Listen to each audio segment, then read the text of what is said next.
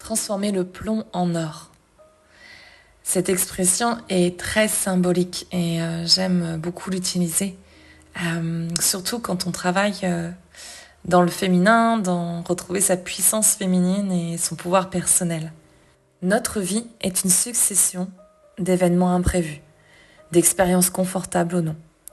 Et chacune d'entre elles nous façonne, nourrit le regard que nous portons sur nous-mêmes et alimente les histoires internes que l'on se raconte sans cesse.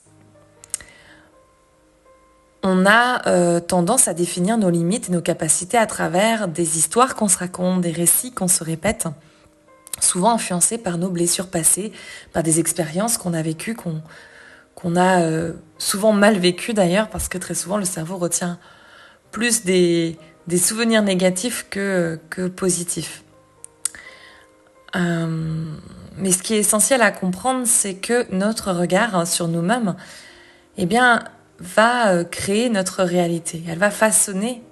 Ce regard, il va façonner notre réalité. Il influence notre état interne, notre façon d'accueillir les événements et notre capacité à les transmuter. Nous avons le choix de voir nos blessures comme des failles à cacher ou les considérer comme des marques précieuses de notre évolution. Au Japon, il y a un art qui s'appelle le kintsugi. Je ne sais pas si je le dis bien. Ça signifie jointure en or. Cet art ancestral consiste à réparer les objets brisés en soulignant leurs fissures avec de la laque saupoudrée de poudre d'or. Et je trouve que ça explique vraiment bien ce qu'est la transmutation. Je sais que pendant un moment, je comprenais pas trop ce que c'était transmuter. J'arrivais pas à l'intégrer en fait, cette notion, lorsque j'ai commencé à faire des soins énergétiques, etc.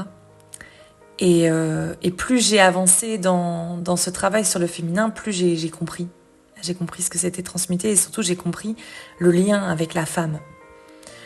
Et donc cet art, plutôt que de masquer les cassures, il va mettre en valeur, il va transformer la fragilité en une nouvelle forme de beauté. Donc je reviens à ce que je disais avec cette capacité à transmuter. Pour moi, ça vient de cette énergie de vie, mort-vie qui est dans notre énergie féminine, qui est en nous. Et nous, en tant que femmes, c'est encore plus fort, encore plus puissant dans la matière, parce que notre corps reflète cette énergie de vie, mort-vie. Tout dans la nature suit un cycle de transformation. Naissance, destruction, renaissance. La puissance de la femme réside dans cette énergie de vie, mort-vie. Ce pouvoir alchimique de transmutation. Son corps en est le reflet à travers les cycles menstruels, la capacité à enfanter, mais aussi à métamorphoser les épreuves en sagesse. Et l'archétype de la mère est l'expression de cette capacité puissante et transformatrice par son accueil et son amour inconditionnel.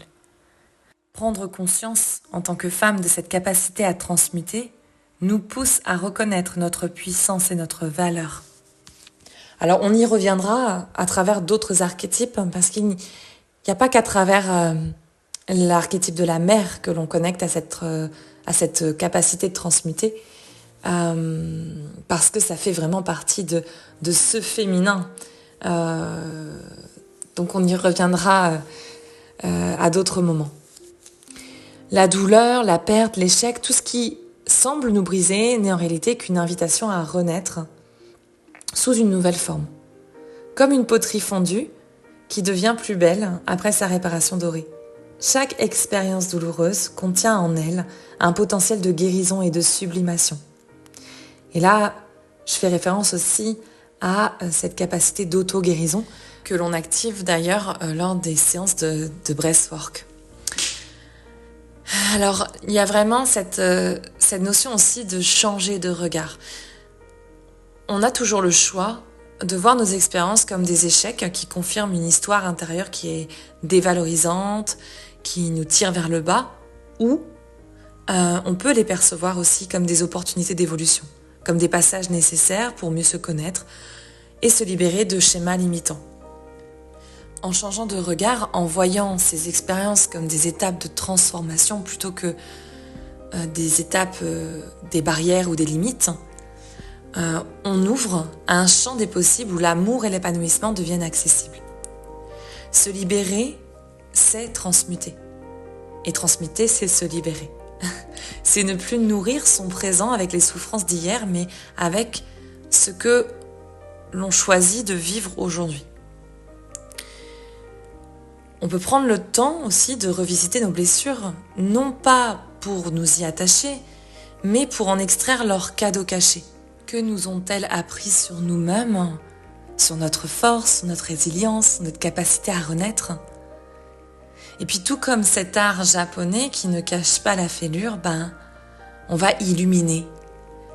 On peut faire le choix d'honorer ces cicatrices, de les voir non pas comme des marques de faiblesse, mais plutôt comme des lignes dorées de notre propre transmutation.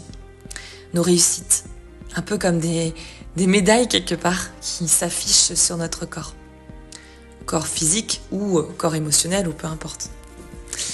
Ainsi, chaque fissure devient une porte d'entrée vers une version plus lumineuse de nous-mêmes. Et une dernière chose qui me paraît importante, c'est savoir regarder en arrière pour honorer son chemin et ses victoires. Dans cette quête de transformation, il est essentiel pour moi de prendre le temps aussi de regarder en arrière, de faire certaines pauses pour observer le chemin parcouru et apprendre à se féliciter. Pour moi, c'est un acte de reconnaissance envers soi-même. Prendre un moment pour se féliciter est un geste puissant.